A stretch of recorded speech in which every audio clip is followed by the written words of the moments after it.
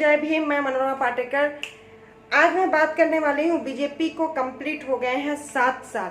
सबके साथ सबके विकास की स्टोरी लेकर के मैं आई हूँ अपनी नई वीडियो के साथ। तो प्लीज़ ये वीडियो एंड तक देखिएगा और अपने कमेंट जरूर लिखिएगा कि मेरी इस वीडियो में सरकार की बताई नीतियों पे कितने खरे उतरे हैं और मेरी कौन सी बात आपको गलत लगी है। तो फर्स्ट थिंग्स हम लेके चलते हैं, सबके साथ सबका विकास। Guys you know very well, सबके साथ सबका विकास कितने अच्छे से हुआ कि उसने किसी को नहीं छोड़ा बर्बाद करने से।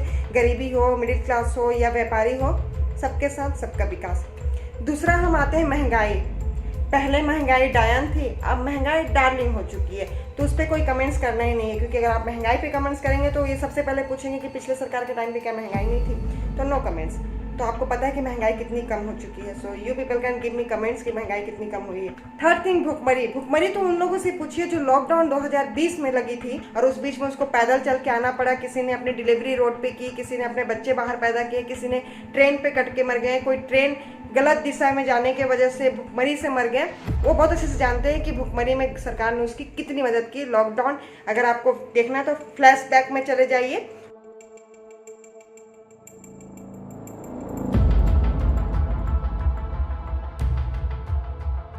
अब हम आते हैं बेरोजगारी। रोजगार के बारे में तो आप बात ही मत कीजिए। सरकार ने 2014 के बाद इतने रोजगार निकाले हैं कि कितने सारे युवाओं ने सुसाइड कर लिया।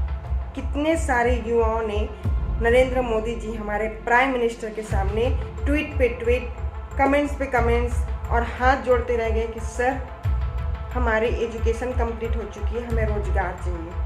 बट हमारी सरकार रोजगार की बहुत बड़ी बड़ी बातें करते हुए बहुत सारे रोजगार दिए हैं। ये मेरे युवा इस क्वेश्चन का जवाब देंगे कमेंट्स बॉक्स पे कि भाई रोजगार के बारे में आपका क्या सोच है मोदी सरकार के 7 साल में।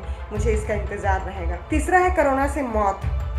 2020 में आए कि इस पैंडेमिक के बारे में मैं आपको बता दूं कि सारे स्टेट ने इस पैंडेमिक को एक्सेप्ट किया जब ये आया और इससे लड़ा, इससे सीखा, क्योंकि इनके पास एक ही मुद्दा था कि हमें कुछ भी करके इस पैंडेमिक, इस कोरोना वायरस से राहत चाहिए।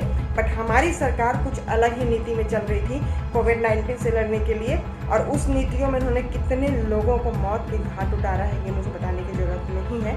कृपया वो लोग मुझे कमेंट्स कीजिएगा जो उस स्टेट में रहे जहाँ उन्होंने देखा है कि कोविड-19 में हॉस्पिटल, शमशान घाट, बेड, ऑक्सीजन की कमी से अपनों को खोया है।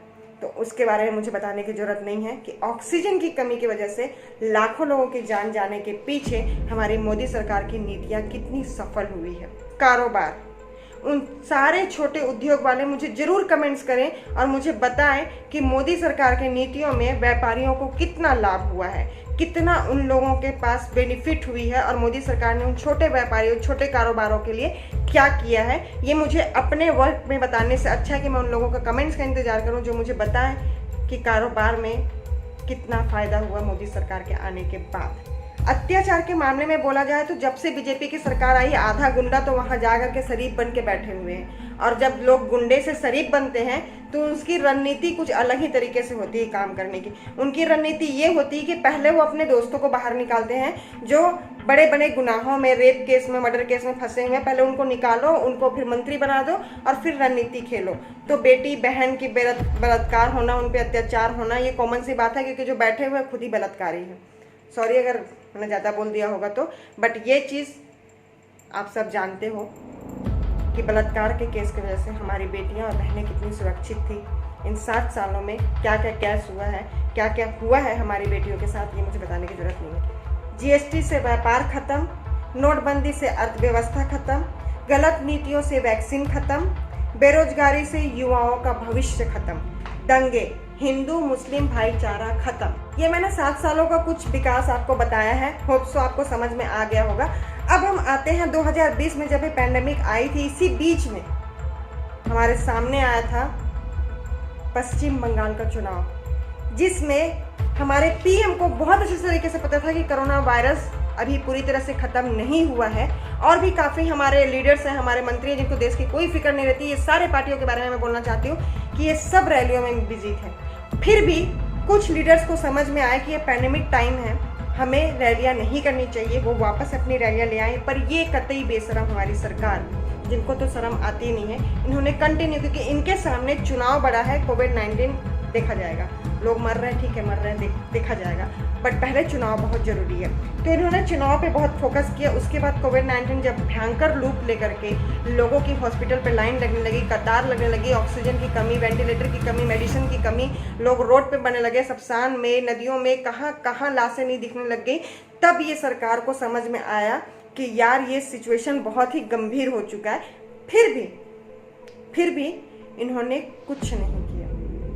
इन्होंने कुछ नहीं किया क्योंकि इनको दुख था कि वो बंगाल का चुनाव कैसे हार गए, अब यूपी को चुनाव को कैसे बचाए। इस बीच में जनता के साथ क्या हो रहा है क्या नहीं हो रहा है इनको कुछ नहीं लेना देना। भगवा रंग कर करके, हिंदुवत करके आज भगवा रंग में लपेटे चादर को देख के आप भ्रमित क्यों हो रहे हो?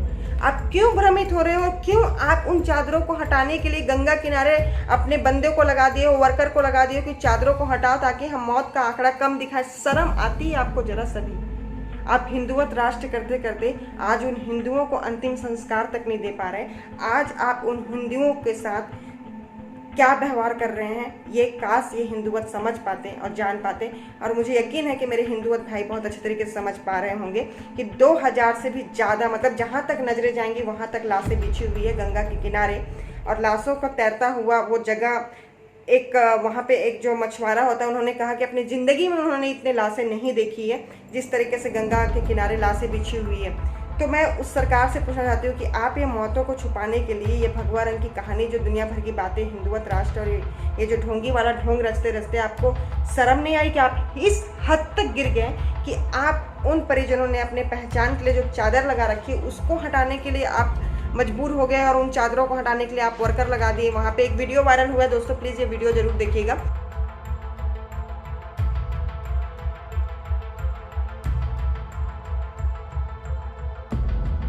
इस वीडियो को देख के आपको समझ में आ गया होगा कि यूपी की हालत कितनी खराब है।